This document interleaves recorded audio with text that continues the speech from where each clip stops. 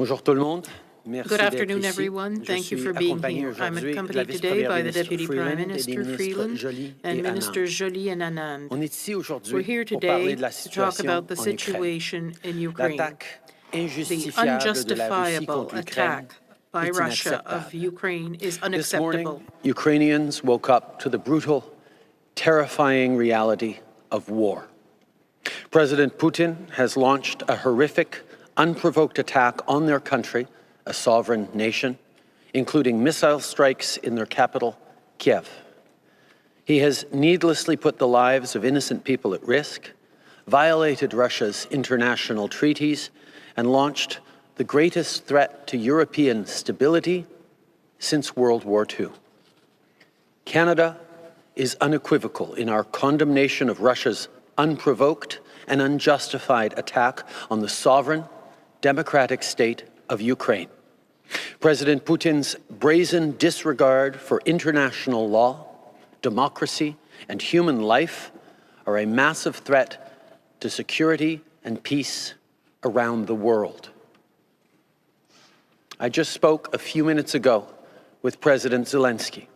I told him that we are announcing strong action today and continue to stand with him and with the Ukrainian people. Earlier this morning, I met with G7 partners to coordinate our response. We're also working closely with NATO and our allies.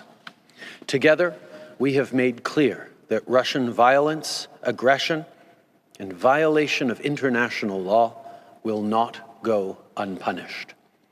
We stand united and steadfast in our support of Ukraine's sovereignty, and we stand in solidarity with the Ukrainian people's right to decide their own future in a free and democratic state. Mardi, on Tuesday, after President Putin's recognition of the so-called independent states of Donetsk and Luhansk, Canada announced an initial series of concerted sanctions. Canada's sanctions target those responsible for illegal actions in Russia, as well as two Russian banks supported by the state. Moreover, we've prohibited Canadians from buying Russian sovereign debt. It will be forbidden to participate in any financial transaction with the so-called independent states of Donetsk and Luhansk. We also announced the deployment of up to 460 additional Canadian Forces troops to support Operation Reassurance under NATO and to favor peace and security in Europe. Reckless and dangerous military strike, we are imposing further severe sanctions. These sanctions will target 58 individuals and entities, including members of the Russian elite and their family members, as well as the Wagner Group and major Russian banks, among others. We will also sanction members of the Russian Security Council, including the Defense Minister, the Finance Minister, and the Justice Minister. In addition, effective immediately, we are ceasing all export permits for Russia and canceling existing permits. These sanctions are wide-reaching. They will impose severe costs on complicit Russian elites, and they will limit President Putin's ability to continue funding this unjustified invasion. Aujourd'hui, today, in light of Russia's reckless and dangerous military strike, we are imposing further severe sanctions. These sanctions are wide-reaching. They will bring about major sanctions for members of the Russian elite and will prevent President Putin from financing this unjustified attack. I want to be clear. Russia's attack against Ukraine is also an attack against democracy, international law, and freedom. Russia's attack on Ukraine is also an attack on democracy, on international law, on human rights, and on freedom. Russia's actions stand in direct opposition to the democratic principles that generations of Canadians have fought to protect.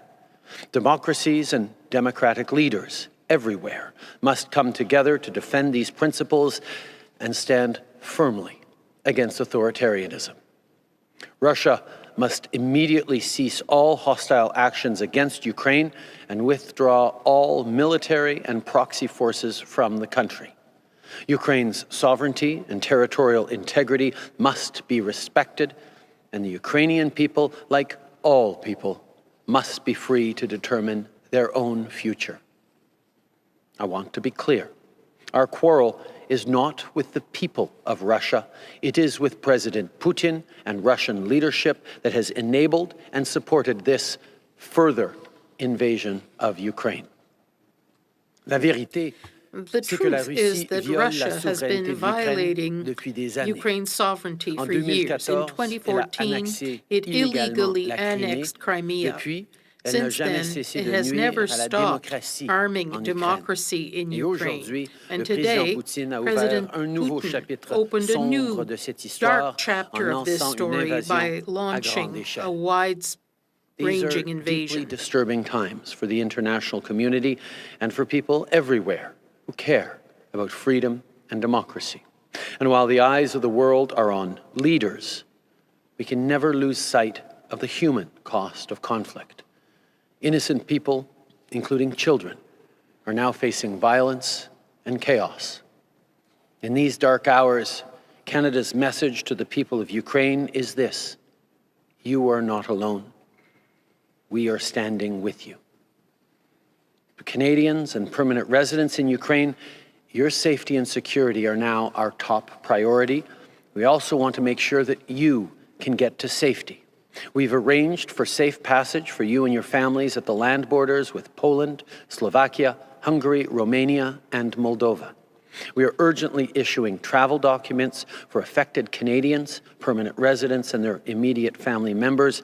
We're also prioritizing immigration applications for Ukrainians who want to come to Canada. And to ensure we can serve people as quickly as possible, today we are launching a new dedicated phone line for anyone at home or abroad with urgent Ukraine-related immigration questions. Aux Canadiens et aux résidents permanents du Canada and permanent residents in Ukraine, your safety and security are our top priority. We also want to make sure that you can get to safety. We have arranged for safe passage for you and your families at the land borders of Poland, Slovakia, Hungary, Romania, and Moldova. We are urgently issuing travel documents for affected Canadians, permanent residents, and their immediate family members. We are also prioritizing immigration applications for Ukrainians who want to come to Canada. And to ensure that we can serve people as quickly as possible, today we are launching a new dedicated phone line for anyone at home or abroad with urgent Ukraine-related immigration questions. Last night, I spoke with Ukrainian Canadians at the Ukrainian Canadian Congress board meeting. I told them that President Putin has underestimated the strength and unity of democratic allies and partners, and he has underestimated the strength and resolve of Ukrainian people. These are traits of Ukrainian Canadians, too.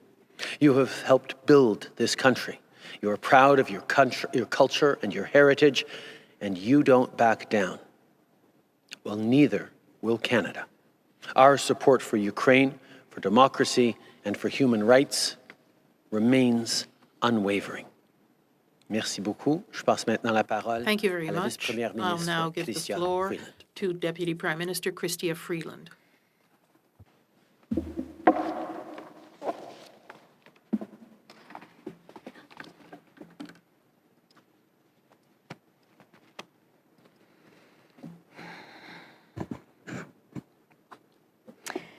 Merci, Monsieur le Premier ministre. Thank you, Prime et Minister, bon après-midi. and good afternoon.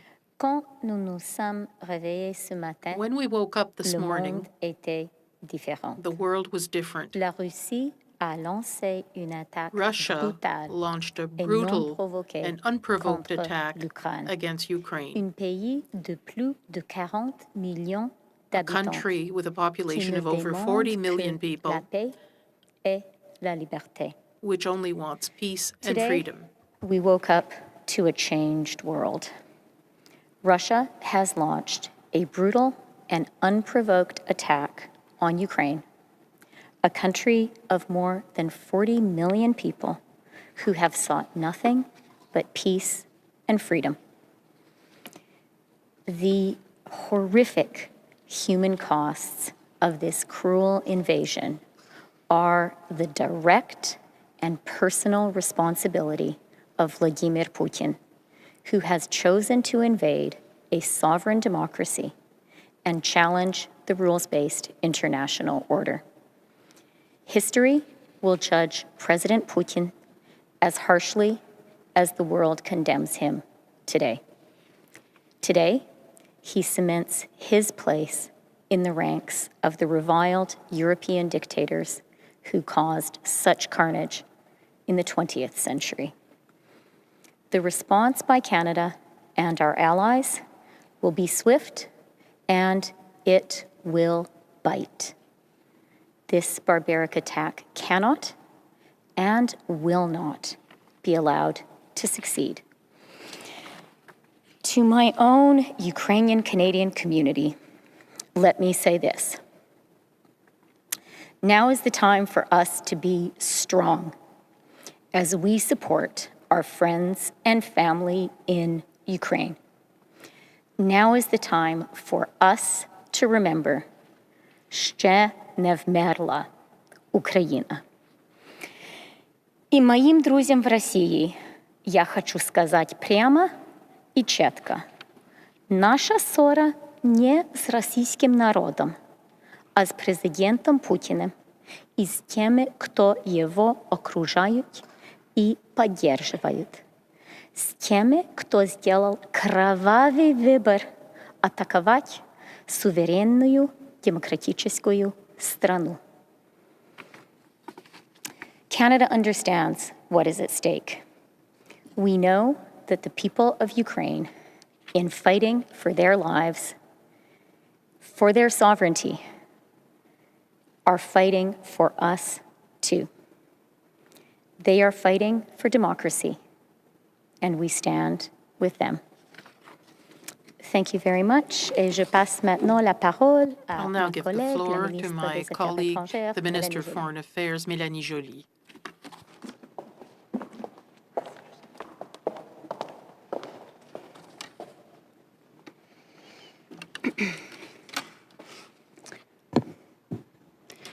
Today is a dark day. Last night, Russia launched an unjustified attack on Ukraine. Over the past several months, we have said that Russia was positioning troops and equipment to invade Ukraine. Russia said that it was not, that there was nothing to worry about. Russia lied. We said that Russian military buildups along the border were continuing to grow. Russia said exercises were complete and it was withdrawing troops. This was a complete fabrication. Russia told us their military exercises in Belarus would end on the 20th of February. Today, Russian forces are invading Ukraine from the territory of Belarus. We said that Russia would fabricate a pretext for military intervention in Ukraine. And Russia has tried to do that repeatedly, although in no way convincingly. Russia argued that the Minsk agreements were to be the only roadmap to peace. This week, Vladimir Putin declared the Minsk process dead. For Russia, this was never any question of a diplomatic, there was never any question of a diplomatic solution or an honest conversation about security in Europe. That this was always about Russia taking control over Ukraine's sovereignty. Russia is solely responsible for this crisis. They have chosen deception, intimidation, and a manufactured crisis based on lies and false flag operations. Today, the Russian regime is challenging the world order that has kept us safe since the Second World War. Au cours des derniers mois, nous avons dit que la In the Russie past mettait few en place months, we des have troupes et said des that équipements pour Russia envahir was l'Ukraine. placing La troops and Russie a dit equipment to que invade c'était pas le cas, qu'il Ukraine. n'avait pas lieu de Russia s'inquiéter. said that we had nothing to Russie worry a menti. about. That wasn't the case. Nous They avons dit lied. que le We renforcement said militaire, that the military le russe, buildup le long de la frontière along ukrainienne the continuait de Ukrainian croître. border La continued to Russie a grow. dit qu'elle allait Russia retirer ses said troupes. it was going to withdraw C'est une its pure troops. invention. That was La pure Russie nous a fiction. dit que ces exercices Russia militaires au told us that Bélarus its prendraient fin le 20 military février. operations Aujourd'hui, in Belarus ils would envahissent end in late February. Today, they're invading La Ukraine Russie a via affirmé que les accords de Belarus. Minsk étaient le They seul said chemin vers that la paix. the Minsk Cette agreements semaine, were the only Vladimir roadmap Poutine a to explicitement peace. déclaré But que le today, processus de President Minsk était Putin mort. said that the Minsk La agreement Russie was a donc dead. prouvé au monde So entier la Russia véritable has nature du régime proven de the Vladimir Poutine. real nature Ils of sont the les seuls Putin responsables de regime. cette crise. They are Ils solely ont créé par la responsible for this désinformation, crisis la that they manipulation created through et la mauvaise foi. disinformation, manipulation, and bad faith. Earlier today, I have been in touch with the office of President Zelenskyy, with the Deputy Prime Minister, Finance Minister, and the Foreign Minister of Ukraine. I have been in touch with many of my G7 counterparts and the Secretary General of NATO. We're united. Canada stands with Ukraine and its people. Alongside our allies and partners, we will ensure Russia's actions do not go unpunished. You have heard the Prime Minister. We will impose a strong package of new sanctions targeting all major banks, oligarchs, member of the National Council, including Minister of Defense Shoigu, Minister of Finance Sylvanov, and Minister of Justice Trichenko.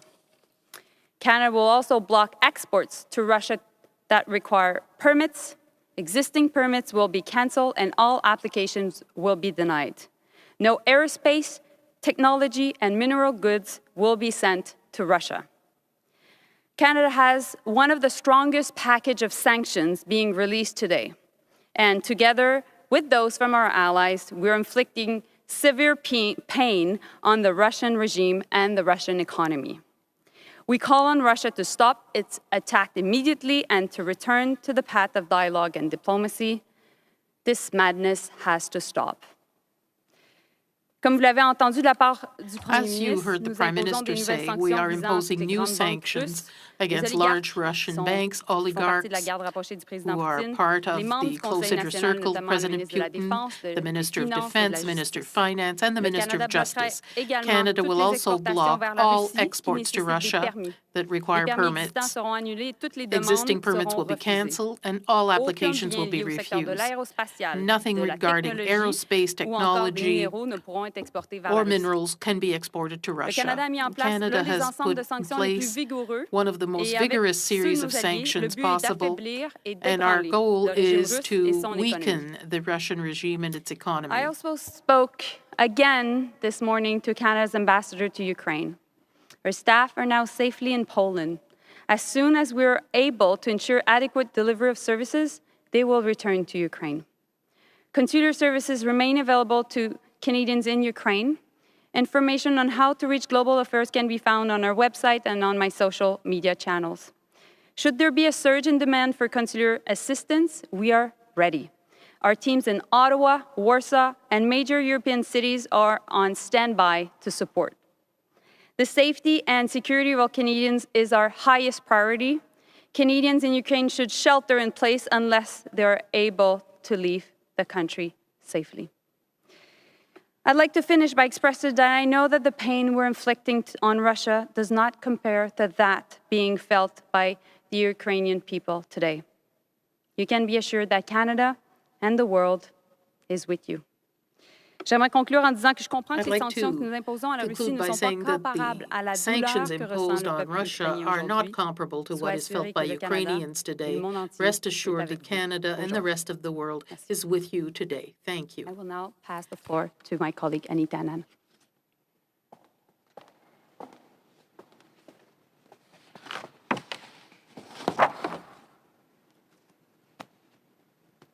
Bonjour tout le monde.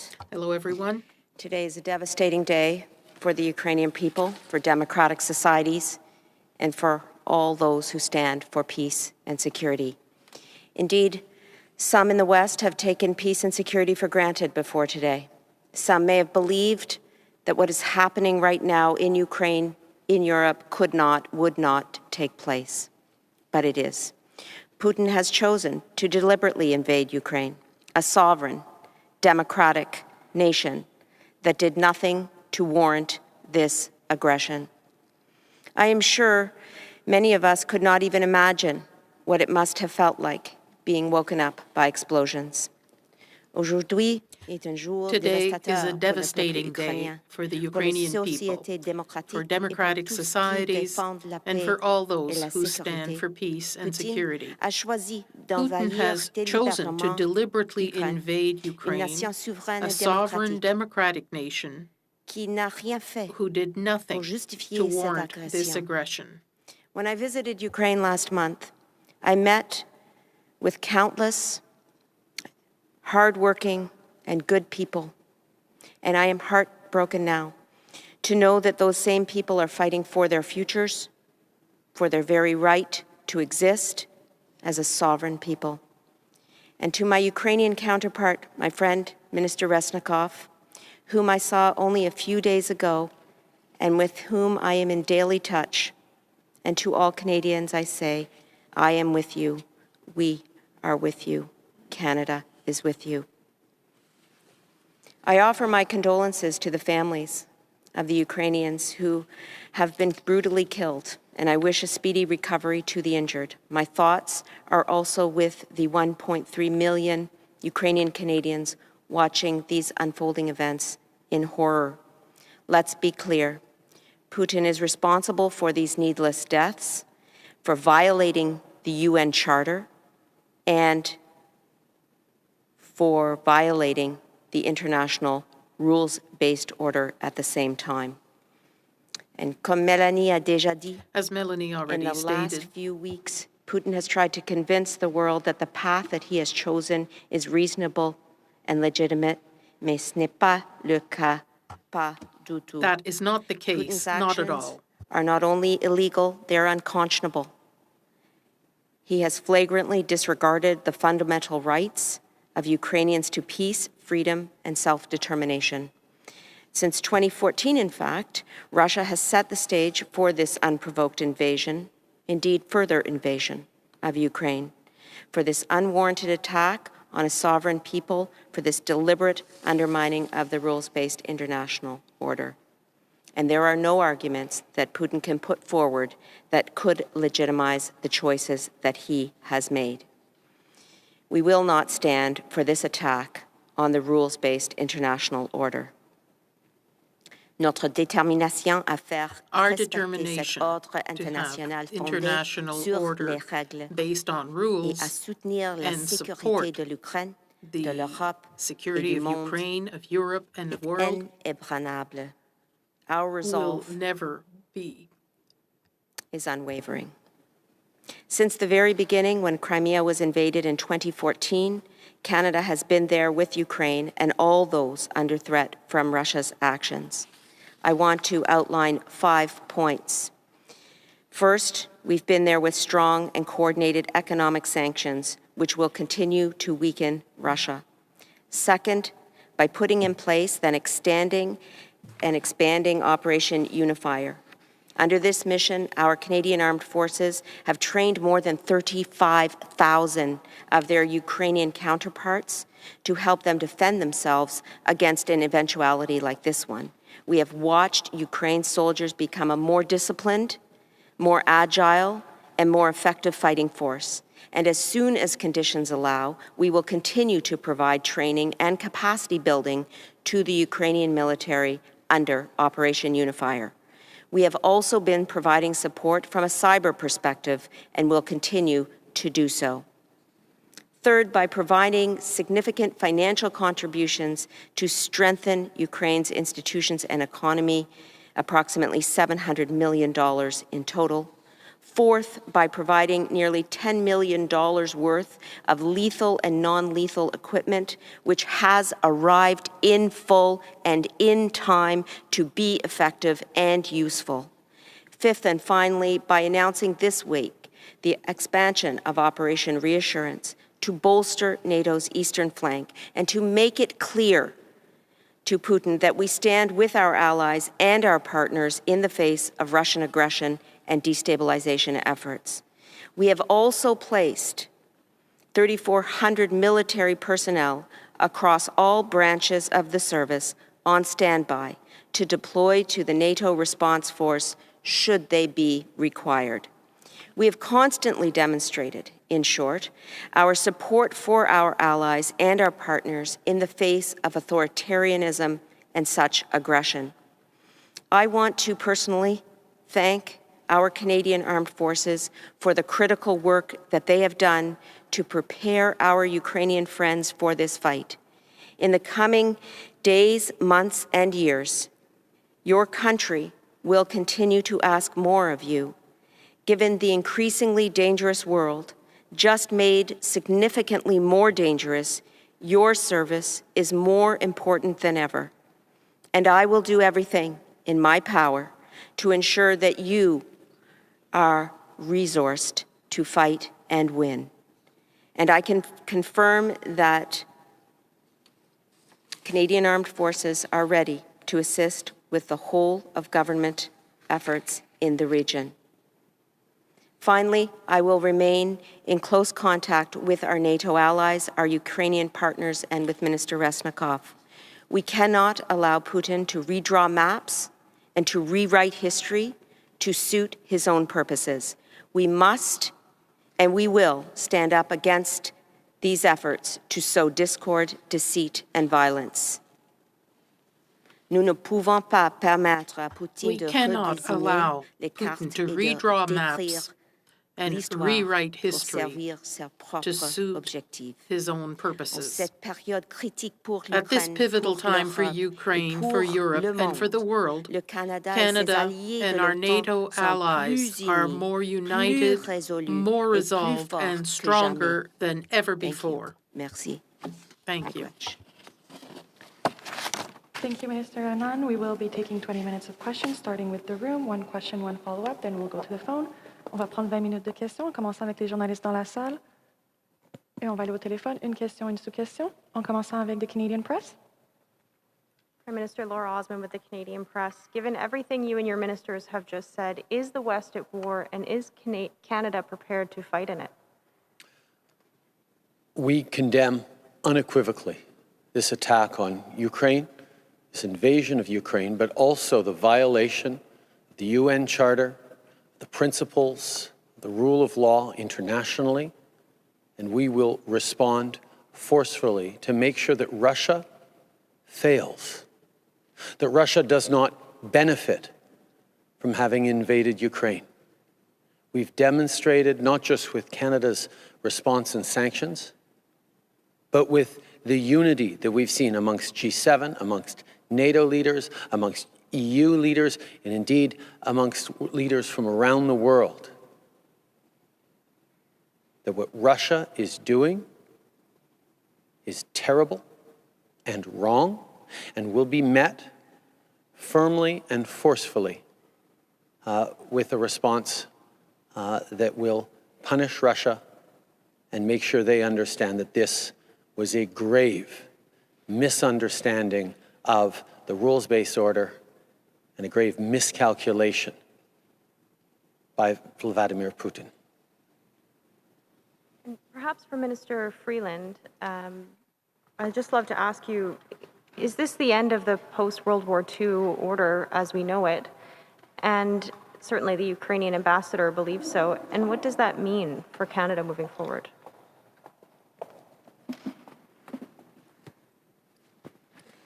Thank you for the question. It's a really important one.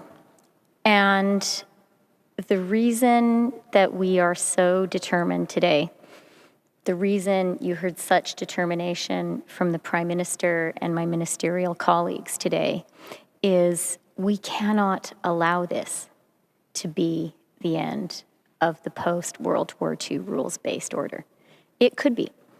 This is an extremely serious challenge to that order. And if Russia succeeds, then that order will be breached. And we can't let that happen. We can't let that happen because that would be devastating for the world. And it would be really bad for Canada. Canada was one of the countries that built the rules-based international order after the Second World War. Canadians fought and died to build that order. And they did that because they cared about the world, but they also did it because they understood that as a middle power, as a democracy, we really need those rules to be firmly in place. So yes, it is a moment of grave danger. And that's why when all of us said today that the people of Ukraine are fighting for their own democracy and their own sovereignty, but they're fighting for all of us. And that's why we need to support them. Next question. Yasmine Mehdi avec Radio-Canada. Il y a 2 jours, Radio-Canada. 2 days ago, you announced first wave of sanctions. That did not stop Vladimir Putin. Do we really think that more sanctions will change anything, or we face an irrational actor before which sanctions will change absolutely nothing? We saw to what extent it's important for Putin to justify himself by using lies and propaganda for his actions when it comes to communicating with the Russian population. For the past few weeks, or even the past few years, he's been controlling the media. He uses a lot of propaganda tools to convince Russians of some justification, a false one, for his actions, for the threat, the so-called threat represented by Ukraine. La Russie a besoin, même si c'est une autocratie et non une démocratie, even if it's an autocracy and not a democracy, Putin needs to explain that it's in the interest of his population to take action in an unjustified and unjustifiable way against Ukraine. The sanctions, not just the sanctions, but the unity that we're demonstrating right now. Par rapport à ses actions au niveau du G7, au niveau when de faced l'OTAN, with his actions, if it's the G7, NATO, Europe, or all the countries of the world that are condemning this action, which happened in Ukraine, but could have happened anywhere else, will make it extremely expensive for the Russian economy, for the state, for its leaders, but also for all those who support them. We know that this will really hurt people who are going to ask for better explanations, better answers from Putin, who cannot offer any, because this is completely unjustified and unjustifiable. He invaded a sovereign country. I understand, but that doesn't really answer the question, will this change anything? You said he's a dictator, he's acting in bad faith, he's a liar. Will sanctions change anything? Is there a context in which we might go further by sending the Canadian army to fight next to the Ukrainians? We know full well that this will have an impact on Russia. These sanctions, not just by Canada, but by European countries, the United States, Great Britain, and other allies worldwide, who are coming together to state very clearly, we're not accepting this. We do not accept that Vladimir Putin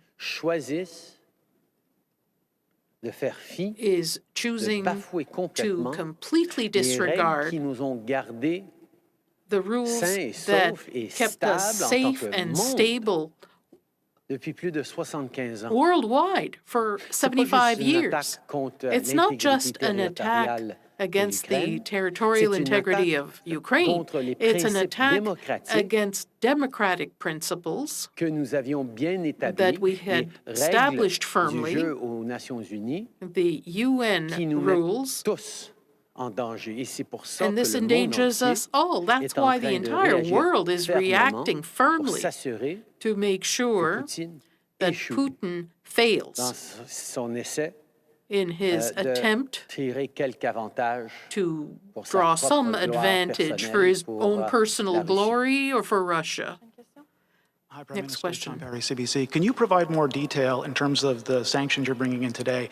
The ones that, targeted at individuals, are you freezing assets? Are you seizing assets? And on the export permits, what's that worth? And if I could put a third part in, the Premier of Alberta is talking about a global ban on Russian oil and gas imports. What would you think about that? These are all conversations that we've been having throughout the past weeks amongst our allies. We know that Russia is a significant source of natural gas and oil for European partners. And one of the things that we've been doing over the past number of weeks is ensuring that there are alternatives to Russia, not just to make sure that our friends and allies in Europe continue to be able to function their economies and support their people, but to make sure that Putin no longer draws sustenance for his economy from selling those products around the world. In regards to sanctions, any individual country can only have so much of an impact, particularly Canada, that doesn't have huge trade with Russia, to be honest. Since Crimea in 2014, we have significantly decreased our interactions with Russia. But the cumulative impact of the unity in the West in standing strong on these sanctions is going to be significant. And to further speak about these sanctions, I'll turn to Minister Joly. Thank you. So in response to your question regarding permits, we're canceling all already issued permits and pending permits. Hundreds of permits are now being canceled, and it is worth more than $700 million. It includes companies in the aerospace sector. It includes companies that are in the technology, IT sector. It includes also technologies that are in the minerals sector. These companies need to have permits to send their goods to Russia. And so that's why this is how we as a government can really have a strong impact. If I may go back to your question that you asked about the impact of the international rule-based order, I think that Canada, the world needed Canada after the Second World War, and the Deputy Prime Minister explained it very well. I think that now the world needs even more Canada, because it is important that we reach out, yes, to the G7, yes, to countries within the NATO alliance, but also countries that are preoccupied with their own sovereignty and territorial integrity across South America, across Africa, across the Gulf, and across Asia. And that's what we'll be doing in the coming days. Thank you. Next question. Prime Minister, I asked you a version of this earlier this week about the effectiveness of sanctions. And it seems to me that sanctions are designed to get a response from a rational actor. And I'm wondering if you think Vladimir Putin at this time is a rational actor. I think Vladimir Putin has come to believe that he can lie with impunity, that he can violate international law with impunity, and that he can do whatever he wants in the interests of the Russian state. And what we are demonstrating with this strong, united response is that is simply not true. That democracies can and will push back against autocracies. That we will demonstrate that we can follow up to defend the values and the principles that we, and indeed people around the world, hold dear. The freedom, of respect for the rule of law, of human rights. And sanctions work. We've seen it, our ambassador to the United Nations brought up the example of sanctions against apartheid South Africa in the 80s that ended up bringing about an end to that regime and that approach. Yes, we will continue to demonstrate that those who violate the rules-based international order don't get to benefit from the trade, the opportunities, the economic growth that comes with a stable, clear, international, rules-based order. Prochaine question. Of course, Christian.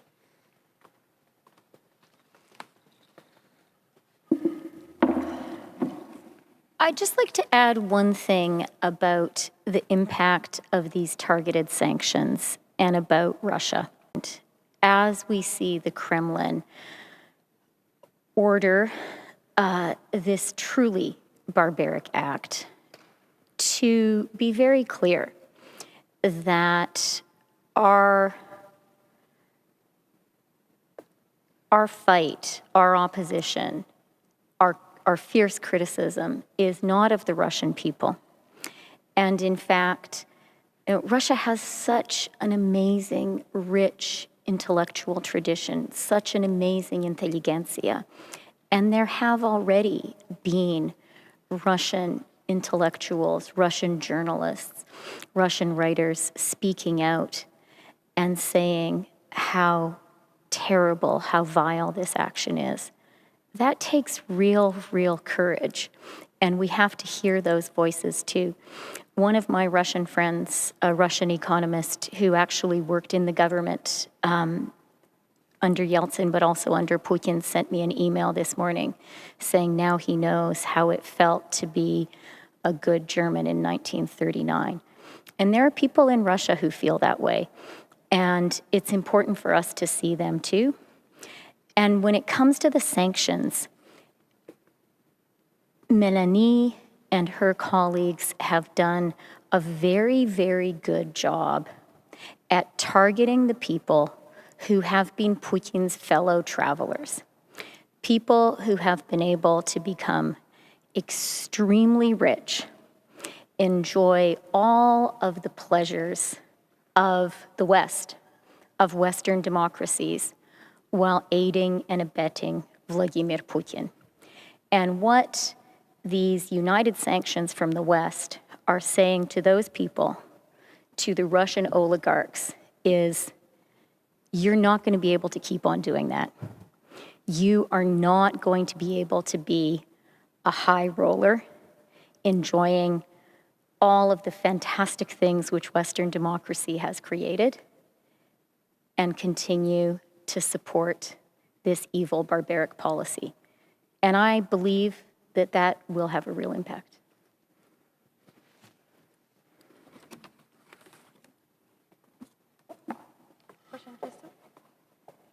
Bonjour, Monsieur Trudeau, Olivier Hello, Mr. Trudeau. TVA. TVA. President Putin indicated that anyone who interferes in this operation will be exposed to an immediate response by Russia and consequences that you cannot imagine. Do you fear this? Does this mean that you will avoid a more muscular military response? We've already responded militarily with arms that are currently in the hands of the Ukrainian army to defend themselves against this Russian invasion. When it comes to the threats from Russia, from Vladimir Putin, we remain solidary with the leaders of the G7, of Europe, of NATO countries,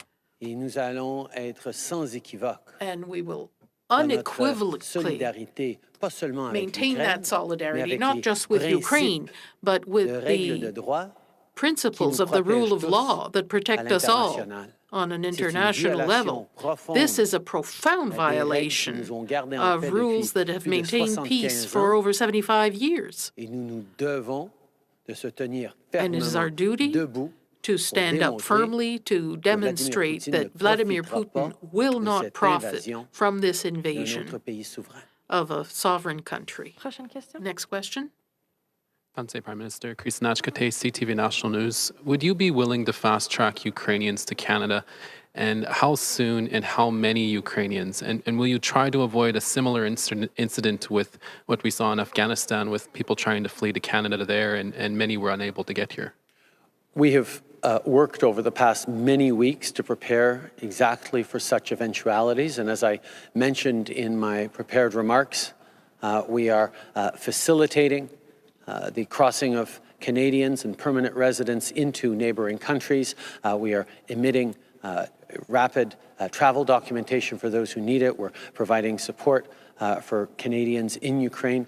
We are there to accelerate visa applications and extensions for Ukrainians in Canada right now. We are going to use all those tools to make sure that Canada continues to be a good friend to the Ukrainian people, even as they suffer through this horrific and unjustified attack. Next question.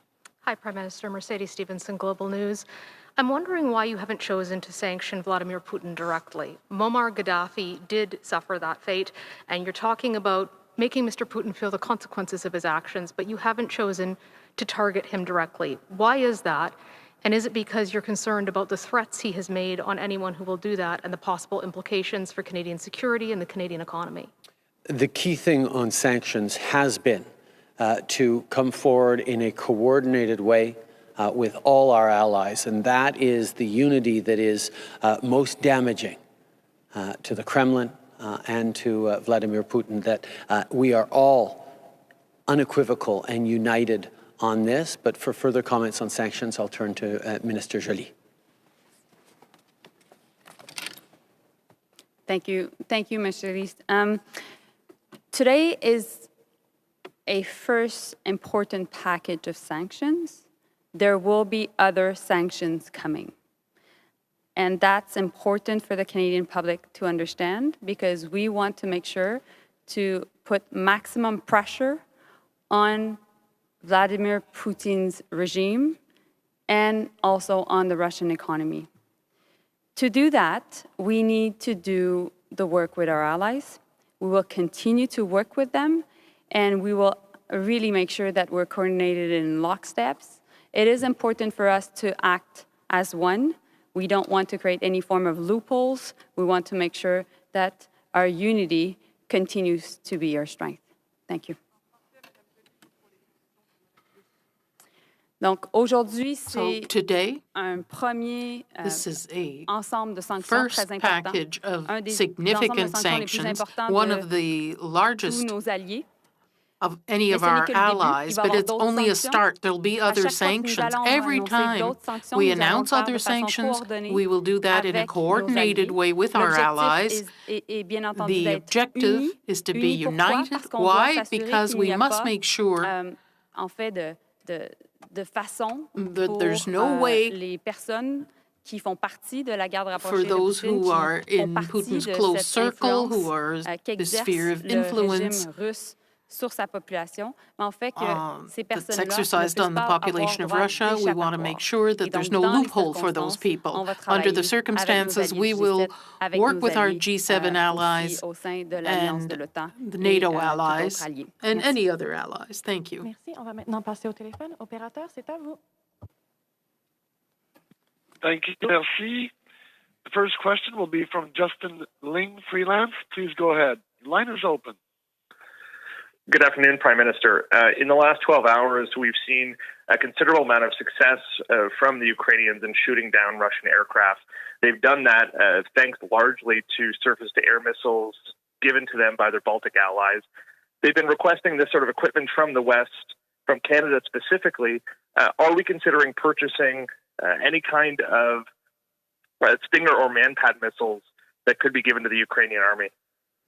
Thank you, Justin. As you know, we've successfully delivered 2 shipments of lethal aid on top of military equipment that we sent a number of weeks ago.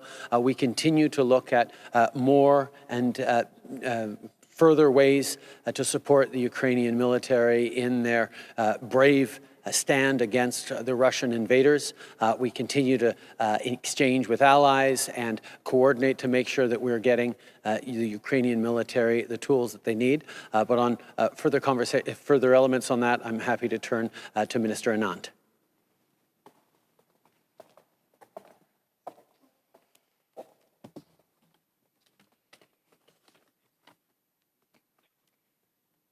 When I was in Ukraine, in Kyiv, a few weeks ago, I sat down with Minister Resnikov, and we had at least an hour and a half conversation about this very topic. We spoke in detail about the types of aid that Ukraine needed and the types of aid that Canada had in inventory to provide. And what we have done is to provide almost $10 million in lethal and non-lethal aid at the current time. Your question, of course, is what, in addition, can we do as a country? And I want to assure you and Canadians that our government is examining all options to consider further aid to Ukraine. It would be imprudent to describe those options at the current time, but as soon as we have more to tell, we will do so. Thank you. Following up? Yeah, clearly we're continuing to follow these ramping up of sanctions. I'm wondering if you can preview what other sort of diplomatic or economic or even cultural pressures Canada can exert. Obviously, there's conversations about recalling ambassadors. Some European countries have moved to take Russian propaganda outlet RT off the air. And there are conversations about how to identify and potentially freeze and seize the assets of oligarchs who support Mr. Putin's regime. Can you give some detail about what that could look like in the coming days and weeks in Canada? Well, these actually are all elements that we discussed this morning amongst G7 leaders and indeed have been the topic of conversation between our ministers and their counterparts and allies around the world for many, many days now. We are announcing today a extremely strong, unprecedented series of sanctions because of Russia's illegal invasion into Ukraine. But as was pointed out, we will continue to look for more and further ways to work in a coordinated, concerted fashion, and not just European countries and NATO members like Canada and the United States, but other partners around the world who are also expressing very real concern that if Vladimir Putin succeeds and benefits from this illegal and unjustifiable invasion of a neighboring country, then all are at risk. And we have undone the incredibly hard work of generations to establish a set of rules in our international order that have benefited us all and allowed for unprecedented peace and stability around the world, despite the very many challenges we face. Thank you. Operator, we'll take one last question on the phone. Thank you. Merci. Et la prochaine question va être de Mélanie Marquis, La Presse. À vous la parole. Mélanie Marquis, La Presse, you have the Bonjour, floor. ma question est pour M. Trudeau. Thank you. My La question is for première, Mr. Trudeau. Je reviens sur justement la toute I'd like to première get question back qui a to été the very posée. first question that was Est-ce que le asked. Canada est en guerre? Is Canada Votre at war? ministre, Mme Anand, a dit que Your les minister, troupes Ms. étaient prêtes, Anand, qu'il y avait said the l'appui du troops were gouvernement. ready, that they had the Qu'est-ce support qui of the donnerait government. le signal que, What là, would il faut give the envoyer signal des that troupes we sur have le to terrain? send troops On n'a pas on à the le faire en ground? Ukraine parce que l'Ukraine n'est pas membre de l'OTAN, mais ça Ukraine is passerait not par a NATO quoi? member, Ou but une résolution de l'ONU? would it take Est-ce que a le UN Canada resolution? appuierait une Would intervention Canada militaire? support Je m'excuse pour venir military une question. intervention? Non, c'est des très bonnes No, questions, those are very Mélanie, good parce questions, que tout le Mélanie, monde est en because train de se everyone demander ça. is Mais wondering la that. réalité, The reality c'est que is la meilleure façon that the pour best nous way for us de démontrer to demonstrate à Vladimir Poutine qu'il a to fait Vladimir une Putin grave that erreur he's made en a violant les grave error principes by de violating droit rules-based order that have been governing the world for decades is by ensuring that he cannot profit, that he can't benefit from this monumental error that he's committed by invading a sovereign country. So, yes, we are there to support them with weapons and military aid and economic aid. We are also there to support and reinforce our NATO partners to demonstrate that we are an alliance that will respond and will defend itself if there is an attack against one of our members. But at the same time, we are demonstrating that democracies that defend the international rule of law will not hesitate to respond in a firm way, in a very real way, to anyone like Putin who violates the principles that have kept us safe for decades. Follow-up? My follow-up would be for Ms. Joly. You met with the Russian ambassador earlier today. Could you give us an overview of that meeting and tell us whether you're considering his expulsion as ambassador or calling back the ambassador to Russia in Moscow? Yes, I had an opportunity to speak to our ambassador in Moscow earlier today to get information about the state of affairs in Moscow, in Russia right now. Of course, it's important to have access to that information. And we're in contact with her, but I'm also in contact with my colleagues, the ministers in the G7, so that we can have a coordinated response from a diplomatic standpoint. And I met the Russian ambassador. I explained to him very firmly, looking at him eye to eye, what the government of Canada's position was about the invasion of Ukraine by Russia.